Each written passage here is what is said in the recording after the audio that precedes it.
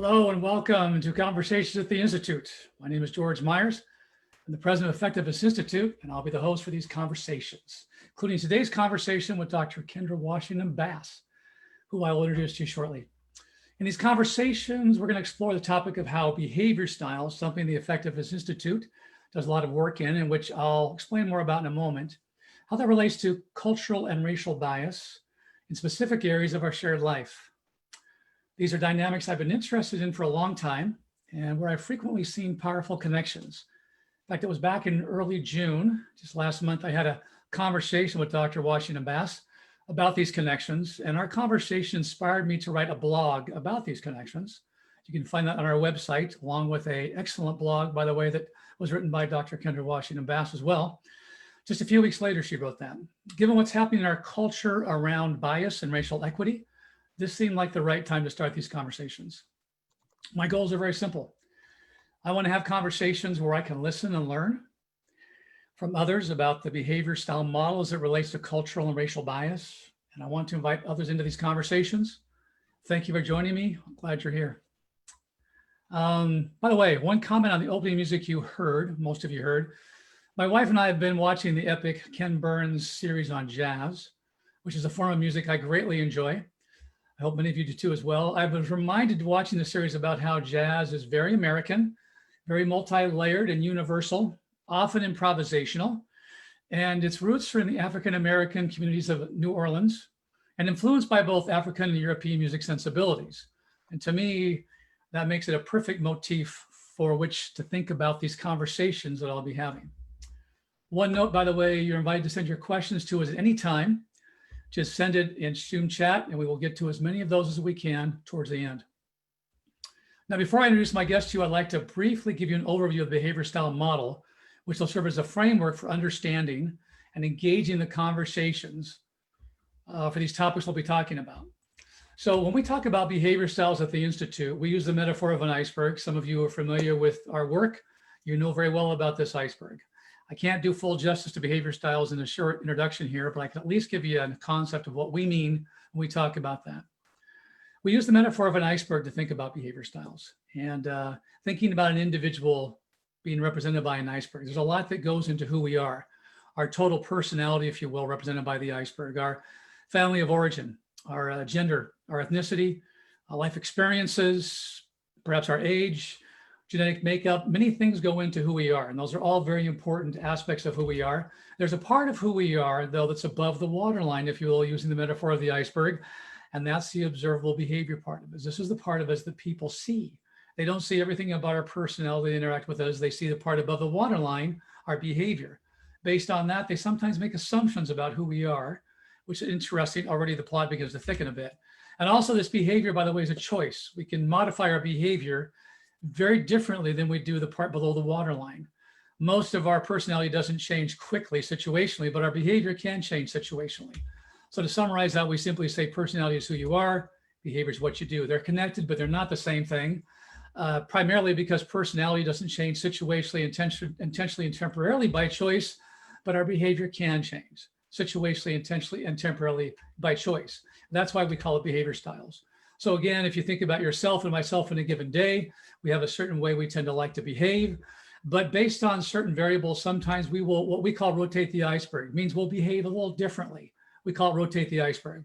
For example, if I am having a conversation with someone about something very important to them and very sensitive and something that as they have a lot of strong emotion around that is difficult for them to talk about, I might behave differently than, say, for example, if I'm in the workplace trying to accomplish a task quickly for someone, which also might behave differently than if I am, say, for example, going through and doing research for a presentation or proofing a document. These different ways we behave represent different parts of the iceberg. We call those patterns of behavior or behavior style. And based on situation environments we find ourselves in, sometimes we can all rotate our iceberg. We do all patterns of behavior. This is not about who you are. This is more about what you do. So with that background and context on behavioral styles, I want to go ahead and take a moment now and introduce you to our guest today. Very excited to have her here. This is a perspective that Dr. Kendra Washington Bass can bring to us on the topics that we're talking about today from her perspective as a Black African-American woman in the field of education specifically. A brief bio on Kendra. She is the Executive Director of Leadership Development at Gwinnett County Public Schools. She works in collaboration with leadership development, human resources, talent management, school improvement and operations, and curriculum and instruction to assist aspiring principals and assistant principals in becoming what they call quality plus leaders in Gwinnett County. She's deeply committed, and I know this is true about her, to ensuring that every school has a quality, effective leader able to improve teaching practices and student performance.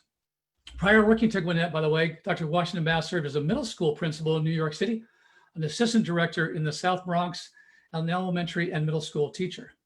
She received a BA in Communication and Film at the University of Notre Dame. Her MS is in Urban and Multicultural Education at the College of Mount St. Vincent, Advanced Certificate in Educational Leadership from the College of St. Rose, Educational Specialist degree and Doctorate in Educational Leadership from Mercer University. Very accomplished, very successful, and a really wonderful, amazing person. So again, I'm very pleased and grateful to be able to introduce Dr. Kendra Washington Bass to you. So good morning, Kendra. How are you? Good morning / afternoon here on the— Good afternoon, yes, exactly.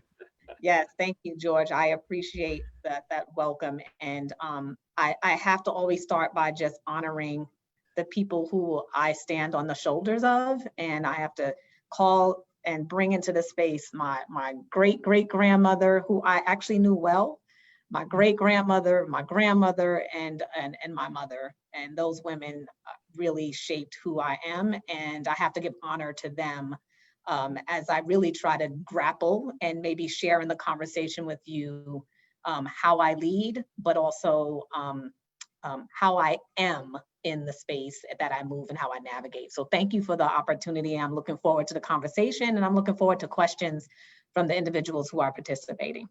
Yeah, thank you. Thank you. And I, by the way, the what you just mentioned, Kendra, for those of you who don't know, you spoke about that in your blog post, by the way, too, about the Yes.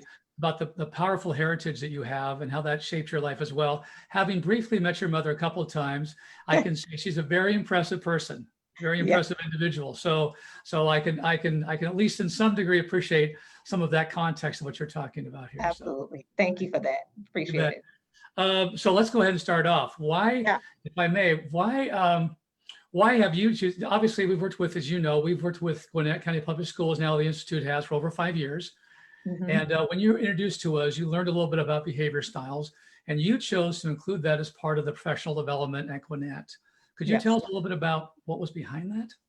Sure. And I'm assuming that most people who might be on this call are also educators. And if you're not, you were educated, right? So you had experience with teachers, you had experience in the school, you went to school, went to college. And one of the things that I thought was important in our work in leadership development was really looking at the human aspect of the work.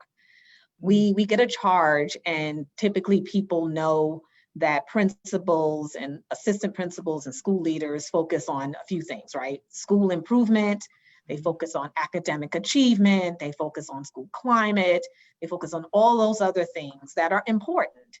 But what we find in developing leaders is that we are also in the people business, and we really have to be aware of how we develop humans, the social, emotional aspect of the work. One of the things that we engage in is a lot of reading from various authors, and one specifically is a book called Leadership on the Line by Heifetz. And specifically, he talks about how leadership is dangerous, how it's on the line because it's dangerous. And part of that is the decisions that are made every day that leaders take into account, the ramifications, but also the beauty of the work and what your mission and your value systems are. And so for us, it was really important to engage in the work on behavior styles, because really, in essence, we wanted people to become more aware. We wanted them to become awake to the implications, the impact of their behaviors, and also to be able to recognize those so they can replicate them. And also to be able to cultivate leadership in others by recognizing people's behaviors and then how they interact along the way. So we thought it was really critical to add that to our repertoire of leadership development, not just stick to content but also to enrich the human spirit, to enrich the person who is going to be leading adults and children. Hmm. Your comment about the significant role that leaders make and their behaviors, right? That's the part we talked about, the people access. And, Yes. and obviously you want your behavior to be a genuine, like I behave a certain way, with a genuine desire to do something positive for someone.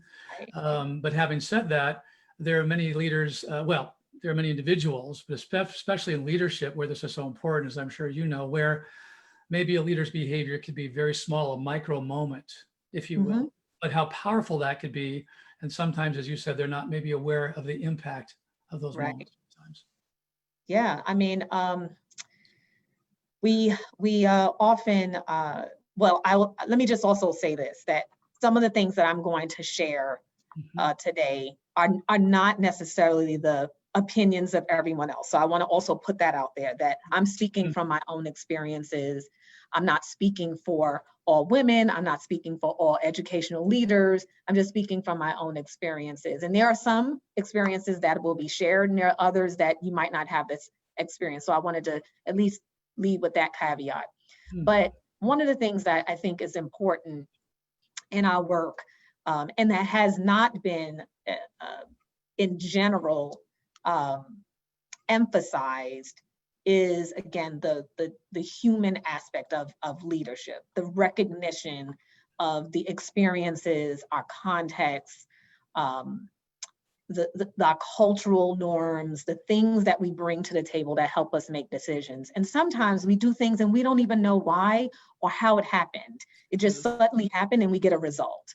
And so one of the things that we really appreciated about learning more about the behavior styles is it also gives us time to reflect. It gives us time to take a pause and think about the moves that we make, so that we could take those moves, really interrogate them, and look for ways to be able to get even more or increase the impact.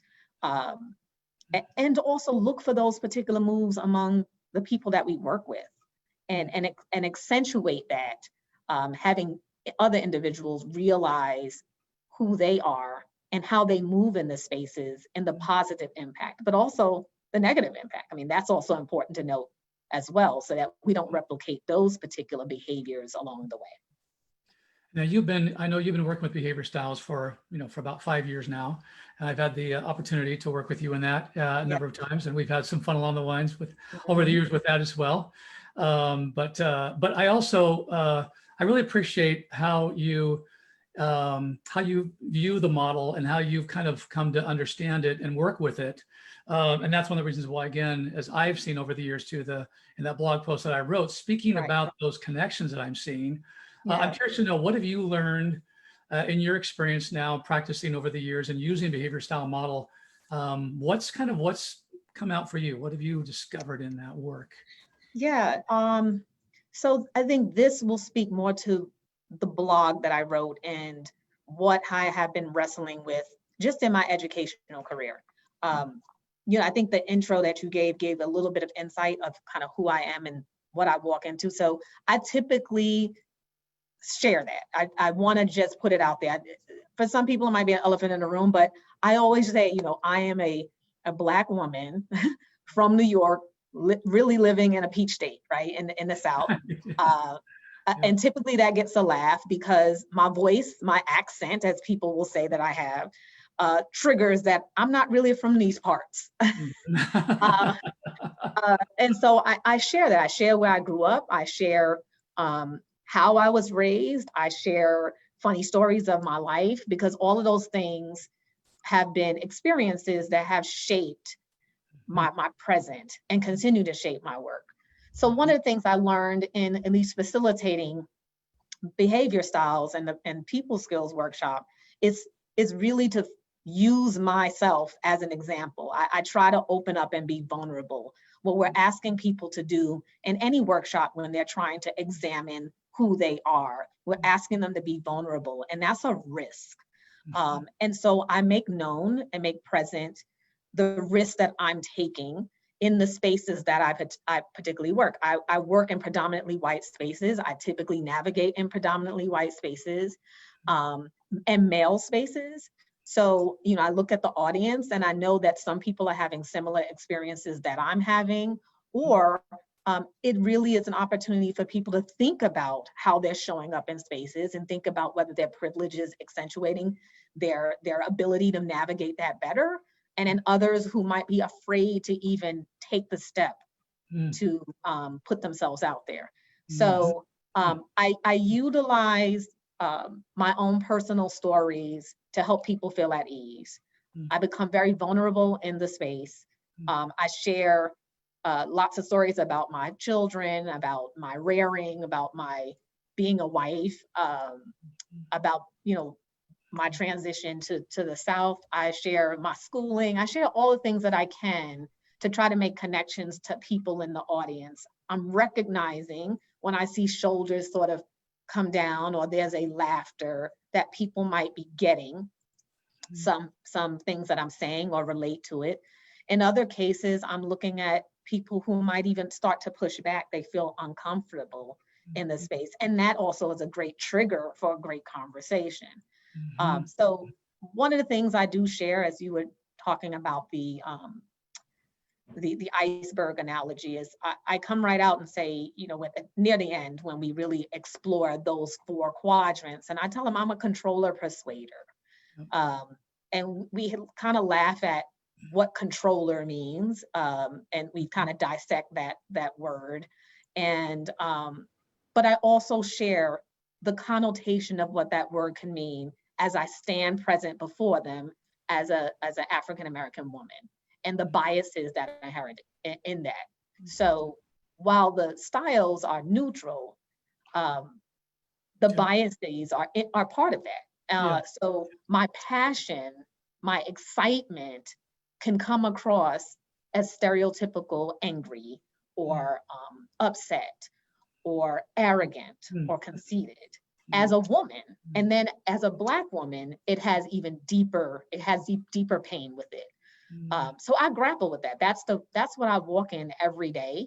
And that's what I try to share, because I know there are other people in that room. To be male, I can't express that, but a male who might be a stabilizer and what that might feel like in a space where dominance might be the norm.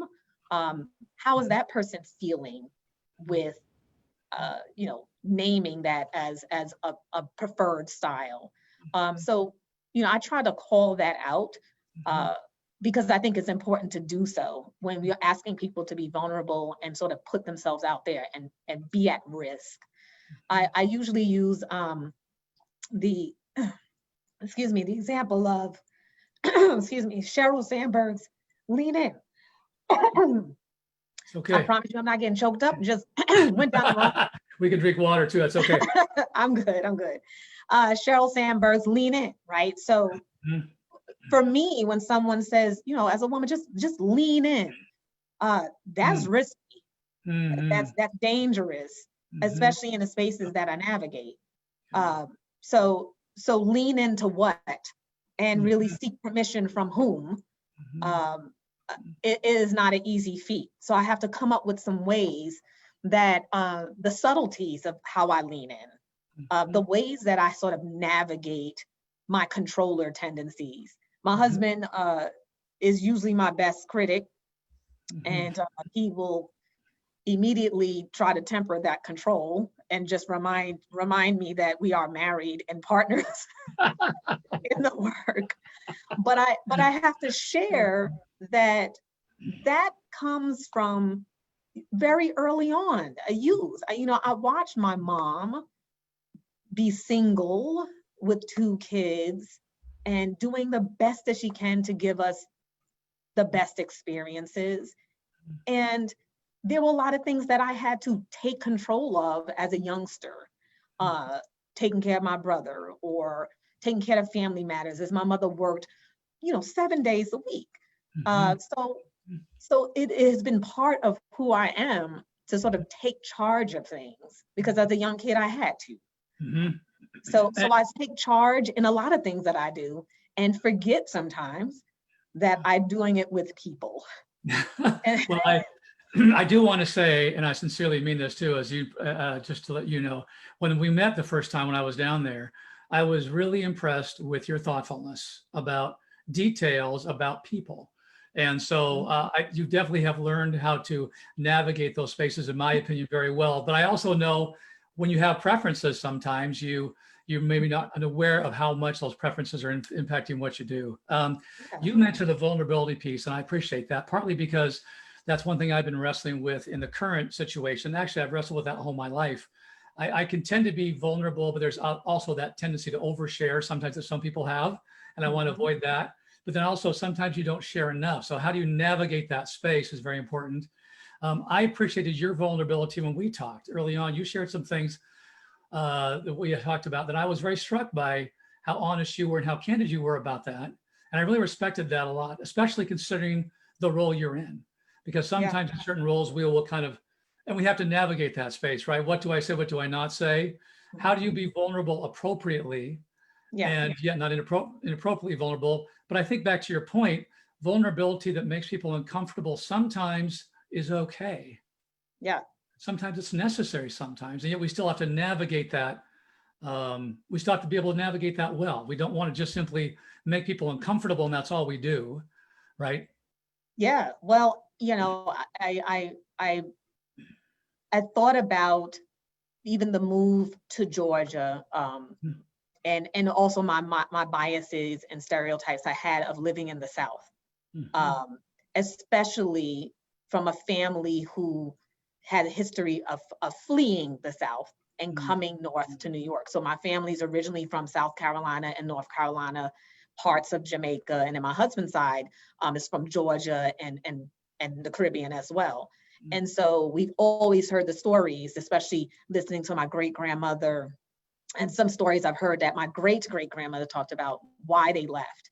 And of course, I mean, we talk about the atrocities of slavery in the South, and coming north was an opportunity to get, away from that oppression, with the perceived notion that coming up north would provide that freedom.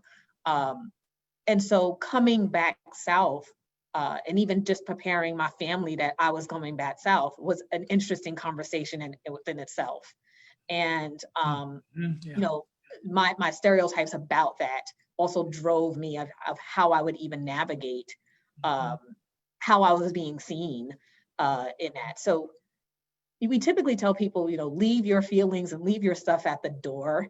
And I always find that that's dangerous, because you are who you are when you walk through that door. And there's beauty in that. And being able to accept who you are with all the messiness and all of the good stuff is what made you arrive at the door in the first place. So why would you want to leave any of that? I think sharing that, I think also knocking down the notion of perfection, knocking down the notion that leaders lead because they're perfect. I mean, any great leader, we've seen the mistakes that he or she has made in the spotlight.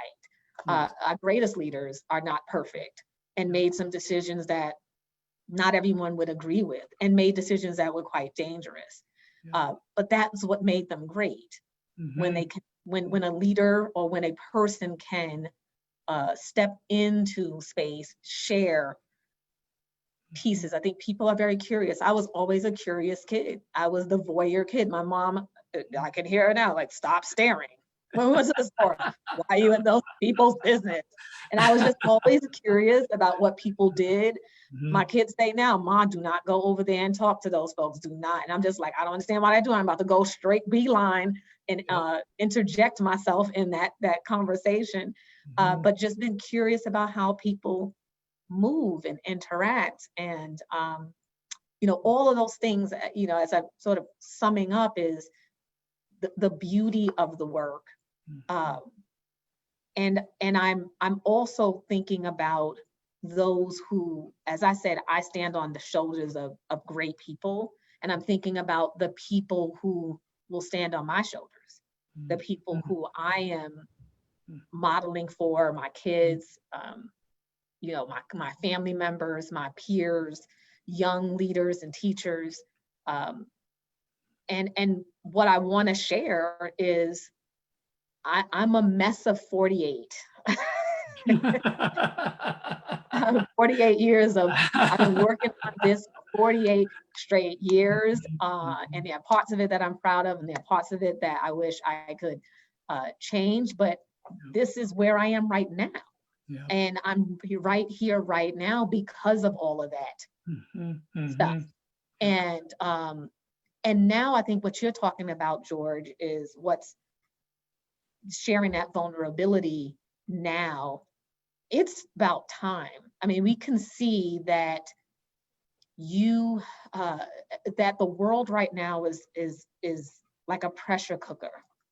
And when we temper who we are over time, it's going to explode. So now we're thrust into talking about gender and race, and sexuality and all those other things that typically we don't want to talk about, but it's who we are. And I want to leverage this moment to be able to have really critical conversations and open conversations about the things that I think have silenced many of people like me, many women, many people of color, many other ethnic groups who we've just been sitting back and waiting for permission from someone to speak. And I think at least for me, I'm not asking permission anymore. I have to be able to speak and share for people who want to hear, who are ready, and those who might not be ready. But the world is saying we're ready. Yeah, I think so. I agree. That's part of what in our conversation, as well as my own reflections, my own experience in life. By the way, you mentioned the amount of time you have to develop what you've developed in your life. And if I add my years on top of that, I got a lot of stuff to be working with here. but one of the things, coming back to the behavior style connection to this, that it was been fascinating to me. You talked about growing up in New York, and I think there's definitely a certain bias towards certain behavior styles in New York City. This different than there are down south. This is what in that blog post I wrote, I was seeing that. And now I thought about, and I see that around the world, and I see those different ways we tend to, and we do this in organizations, right? We do this elevating in our teams. We do this in our own lives sometimes as well, right? We have a little bit of, we say they're all important, but these are a little better or more appropriate in this culture or in this context, right? This is more truly who we are. That's less so. And that's fascinating to me how we do that sometimes. And I'm thinking about how, your experiences, you were talking about coming from New York down south. Part of that, I suspect, was because there was also in the behavior style framework, there was a shift of which styles are going to be valued too. Is that safe to say? Oh, I would, yes. And I think also by gender. So one of the things I say is, I have to navigate being Black, a woman, a Northerner, a daughter of a single parent.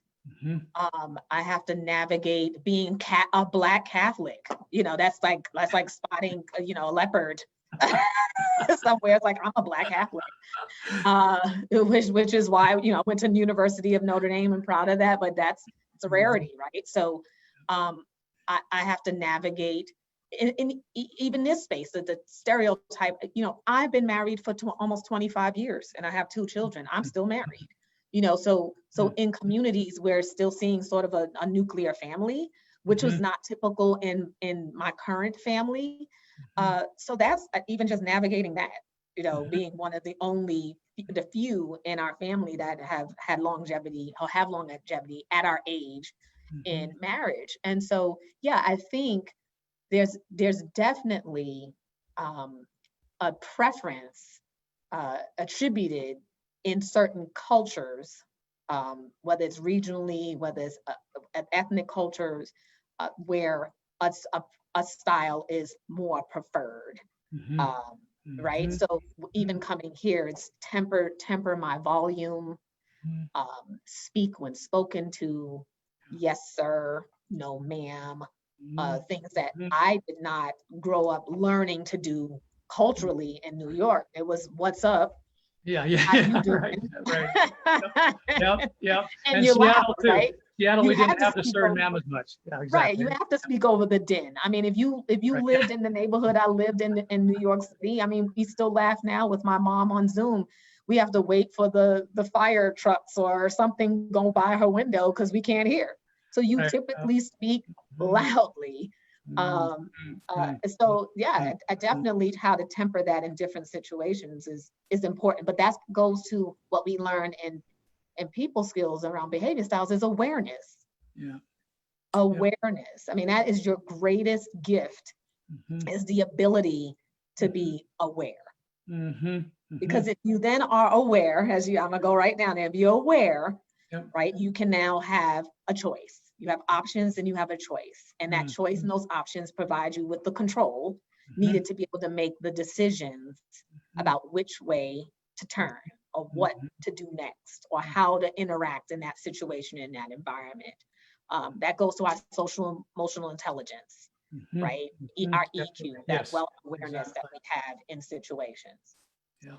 Yeah, I appreciate you talking about that, the dynamic nature of behavior styles, being able to modify that, but awareness and choice to have those options to do that. We've got some questions. By the way, if you have questions, feel free to send those to us Yeah, in the we chat love there. some questions. We have some questions here, and I think this also talks a little bit about, the moving forward aspect, kind of like, okay, so what do we do with this information, with the knowledge we have here?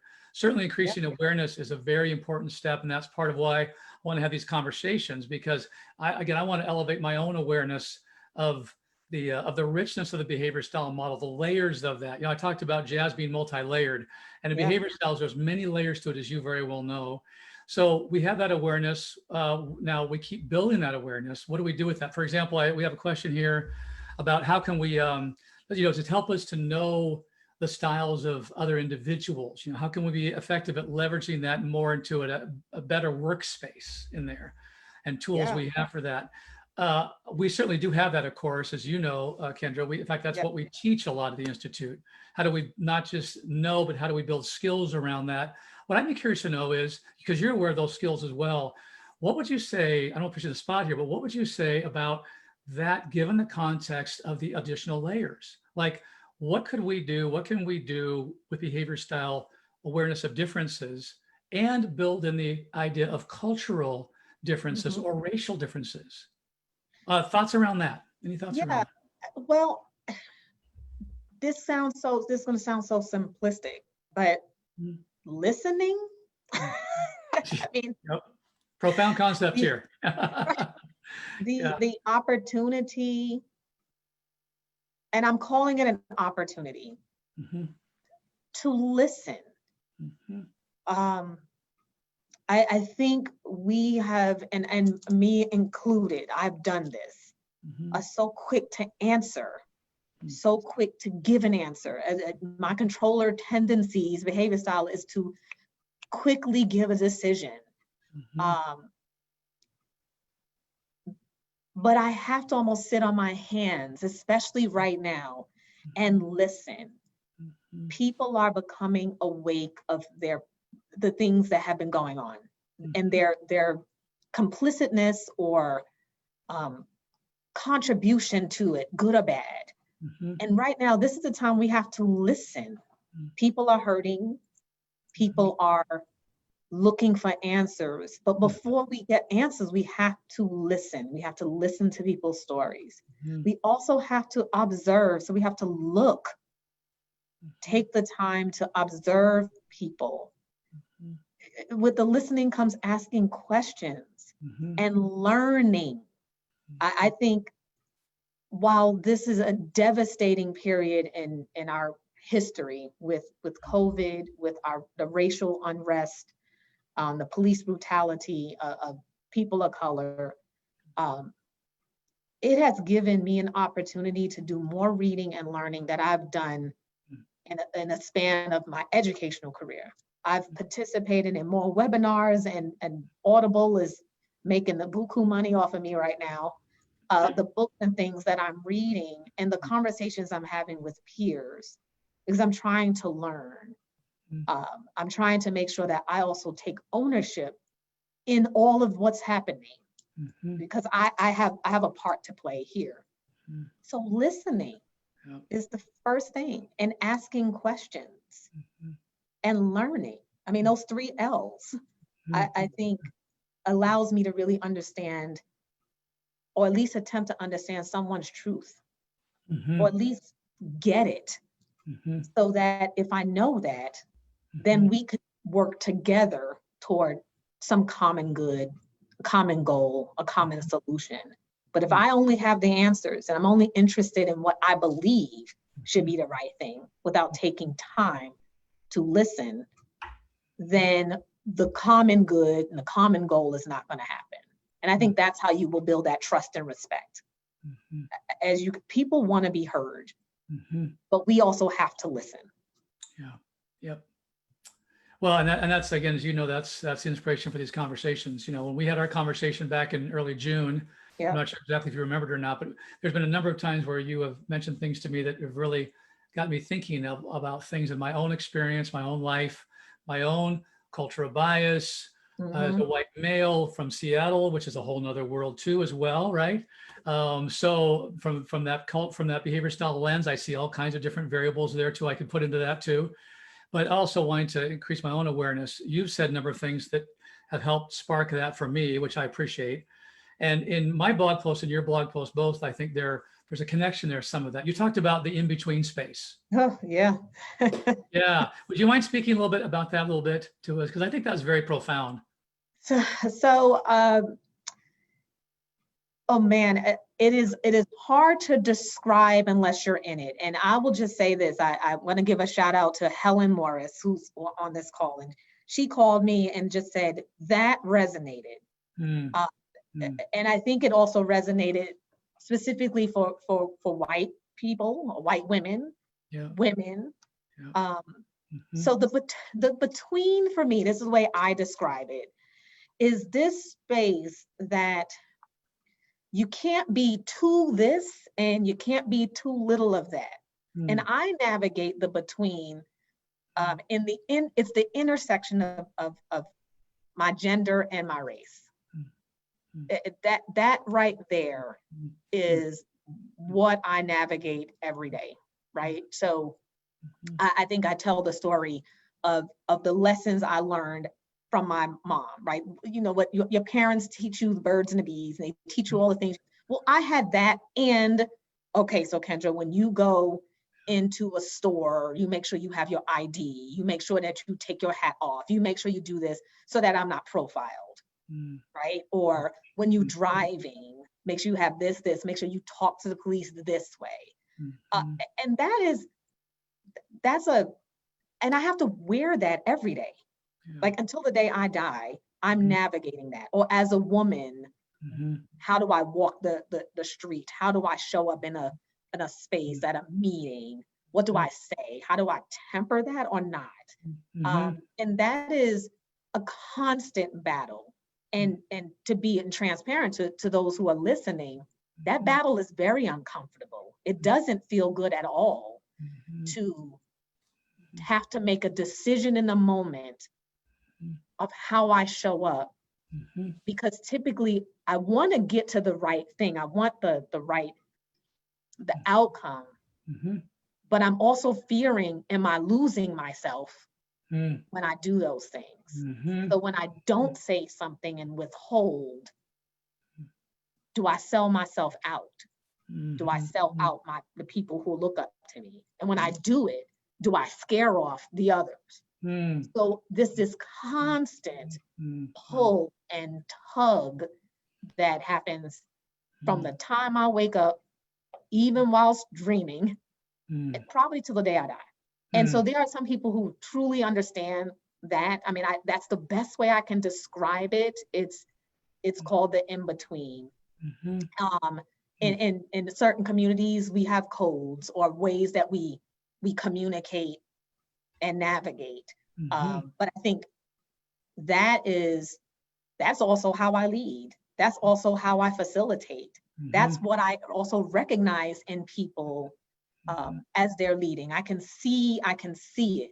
it's almost, you know how you jump rope and you Well, wait. yes, it's been a while, but yes, I do know. Yes. But you know how you do that kind of, Yeah. I'm waiting to get in. I can see it on people's faces. I recognize it because I feel it. And when I can recognize that, I think I can help somebody, or just, I can even acknowledge, just say, I see you. I see you. And typically a person will respond when I say that, I see you, and there might be tears. Yeah. There might be this recognition, like, how am I showing that? It's like, only because we're in the same space. And like I said, I'm speaking for myself here, but to hear Helen, you know, call and say, I get that, meant it resonated with somebody. And I think it might resonate with a lot more people on that in between. I talked to my mom about it, and she was like, yeah, you hit the nail on the head. That's the experience. So someone said, you know, that's exhausting. How do you temper that? I mean, how do you fill up your bucket? I mean, there's times where sleep does it. Rest. Rest. A way to turn off. Positive energy. Sometimes just even doing this, talking about it, helps.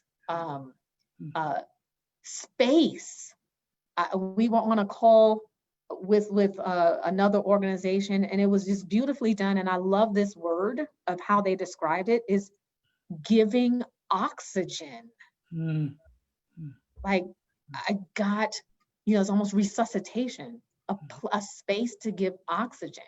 And I'm really, you know, hope, George, as you're listening to this too, that as we're doing this work, recognizing that there are people like me that are going to be sitting in the audiences virtually or in wrestling with this in between. And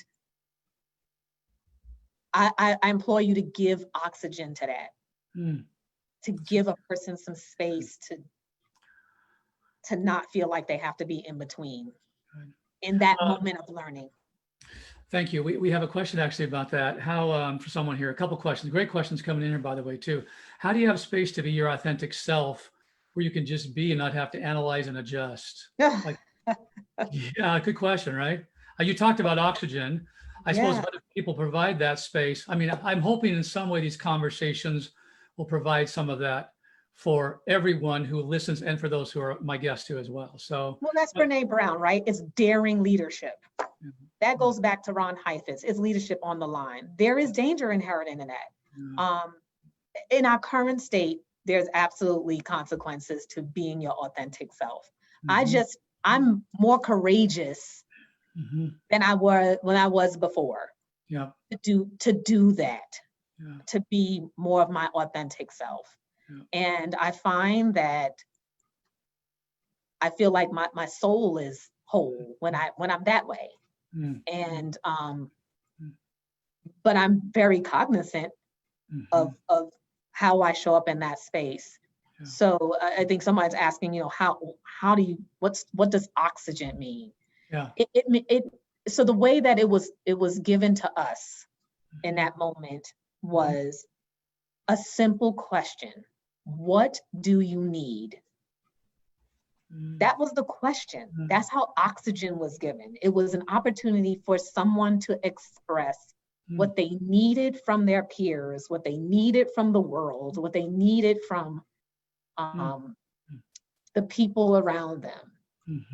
We forget to ask people what do they need, and we pretend like we know what they need, and so we start giving them what they should have. Without asking. That's the listening part.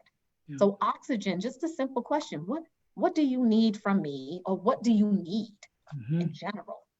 The question that came up here, one of the questions that came in was about, you know, listening, strategies for listening for understanding. You know, how do we listen to understand well?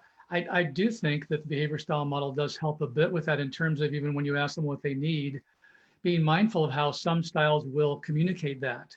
And then, of course, if we have the deeper awareness of different cultures, recognizing they may not comfortable with that exact question, but a question that would be similar to that, what would that question be like? And also to recognize in this idea of the racial dynamic there, someone might be thinking, well, this is what you mean when you ask that. This is what you might mean when you talk about that.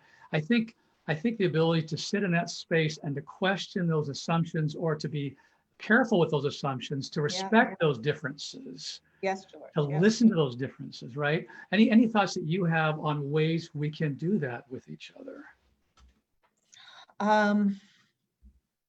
It's a big question, I know. So. Yeah, it is a big question, but it also goes to, I think, our beliefs and our values. People. And I always say, is it worth it? If you feel that it's worth it, if you believe that that the person sitting across from you, the person you're working with, is adding value, that you want to know them more, you appreciate what they have to bring, or want to know what they can bring, then you're going to take that step. But I think that's a lot of self-examination, and it starts first with me. It starts first with you. I think that's why in the behavior styles work, and even in our leadership development work, we always start with the individual. You start with yourself first. Yep. Exactly. Even so, Peter Drucker is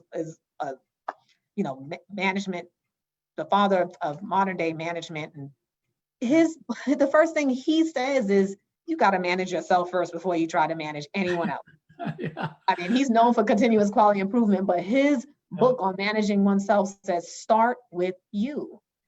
So to do that, it's really an examination and interrogation of whether you think that interactions with different people and getting to know them is of value to you. Otherwise, it's going to come across disingenuous, and people will see that a mile away, which is why you might have people pull back. You might have people not want to share and be vulnerable if they feel that if they feel, if my motives are not true, if I really don't want to know, I'm just a means to an end, working through me to get to something else. Right. And that's dangerous in our work, especially as leaders, as teachers, as educators, because our primary customers are students. That's who we serve. We go through the adults to get there, but we got to make sure the adults are doing right.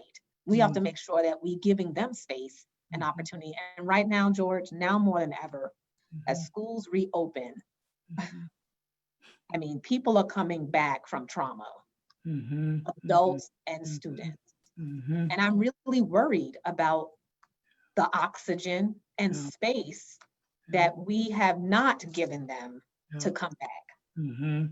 And with the increased awareness that we are having as a culture around racial inequities, I think there's also that sense of lament and space for lament for people to be able to provide that without judgment, with a comfortable sense of respect for that and recognizing that. Would you say, Kendra, what comes to my mind as we talk about listening, to listen to others well, we have to be able to listen to ourselves well.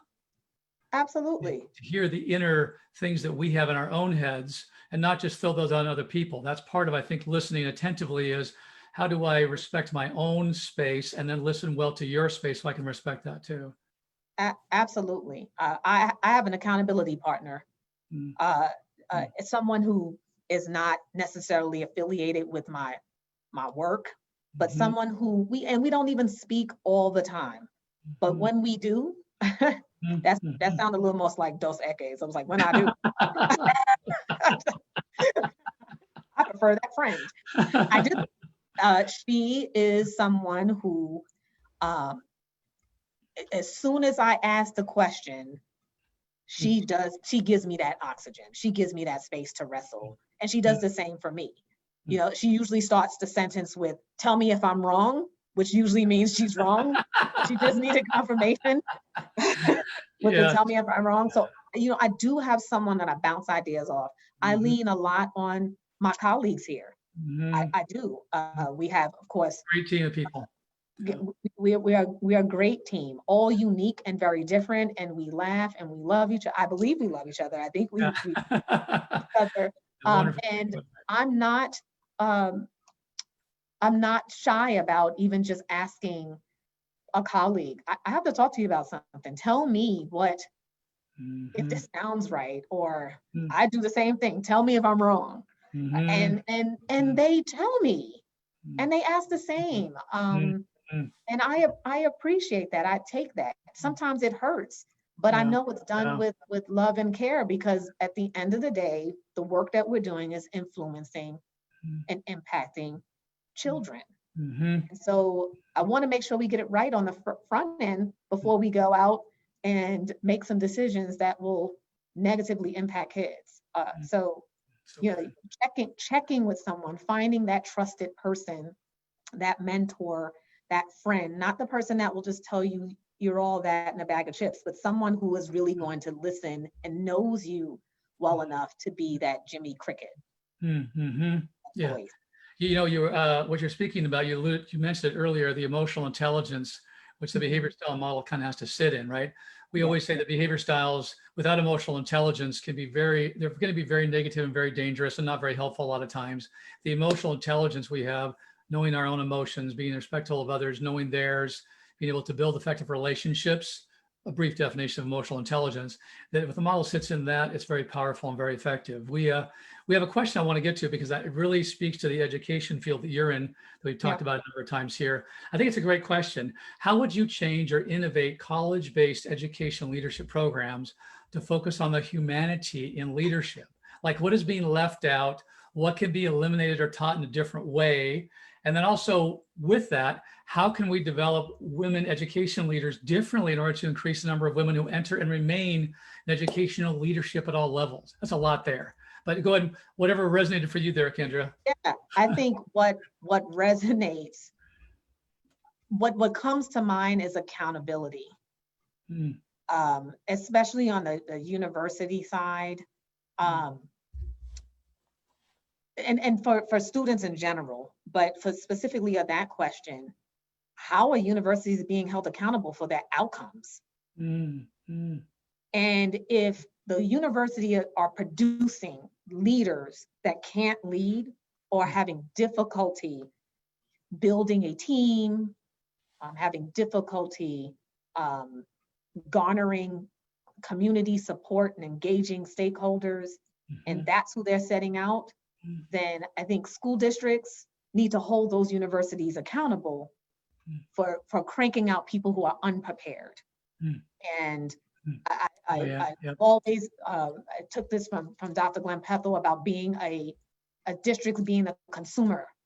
Mm. You know, you can't send individuals to a school district to teach and to lead through a program that has not prepared them and still try to do business with that program.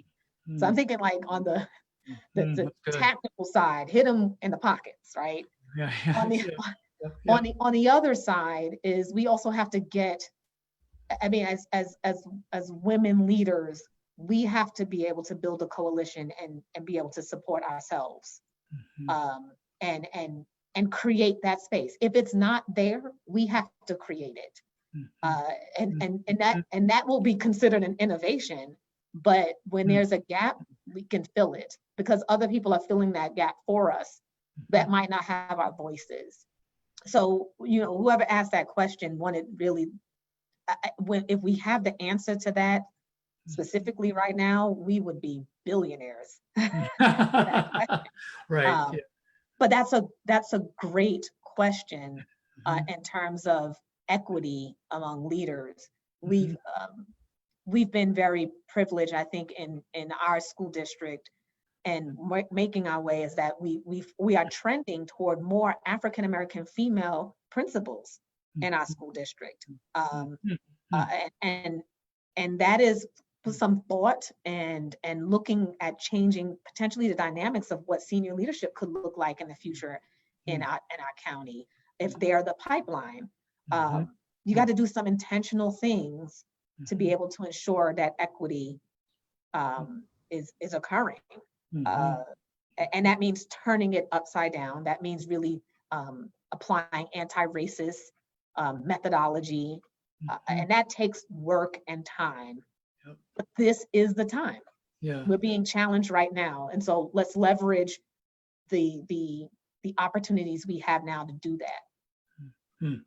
There's a comment here about restorative leadership style. Leaders have to be able to incorporate restorative leadership style as students and professionals return to normal activities, if you will. And I think that speaks to the idea of what you mentioned before. As students return here, there is this idea of, as leaders, we have to be able to create a context for people to be able to, students, to be able to create a space for the challenges that COVID has created and the disequilibrium, Absolutely. the racial kind of issues that have elevated, which is, again, I feel is a very important thing and a good thing for our country, a necessary thing for our country, so that we can continue to move forward in a better direction, a much more positive direction, much more healthy direction. But there is that need for leaders to provide that space. Yeah, it would be a travesty if we begin school and focus specifically right away on academics. Yeah. Without, we will be tone deaf. This is an opportunity to get to know our kids and learn what's happening to them and to take care of them. This is the other part of education that typically doesn't get shared in mission and vision statements. We talk about academic achievement and college and career readiness and all those other things, and forget that we are shaping a whole person. And that means their academic, emotional, social, and behavior needs. And right now, that's paramount as we return back to whatever the normal be, whether it's virtual or in person or hybrid. You know, those moments when teachers did drive-bys and left tents or things in front of students' homes, that is what you will remember. I think about the students who've reached out to me, and they will never tell me, I remember that formula we learned, you know, in math or that lesson in science. They remember the kindness, they remember the love, they remember the hugs, they remember they remember the things that made them change their trajectory about how to interact in the community as a human being. That's what we need to do. And I think that's why people skills in general has been attractive to our work in leadership development. It was the other piece of the puzzle we needed to help leaders, or myself, get better at leadership. Unfortunately, we're out of time, unfortunately, because I'm really enjoying the conversations. I knew I would. By the way, I'm going to go ahead and there's a comment here from someone who's been listening today about you, specifically Kendra, who said that always impressed by how skillfully she navigates these complexities and creates a safe space where many perspectives can come together to learn from each other. Her vulnerability, ability to tap into her audience, and her humor are just some of the ways she creates trust and respect. And Oh, nice you. compliment there. I will send the check later. Nice if we want to say, I know exactly what that person's talking about, because I completely agree. As I mentioned a couple of times already, I appreciate the interactions I've had with you, Kendra, over the years, greatly respect you.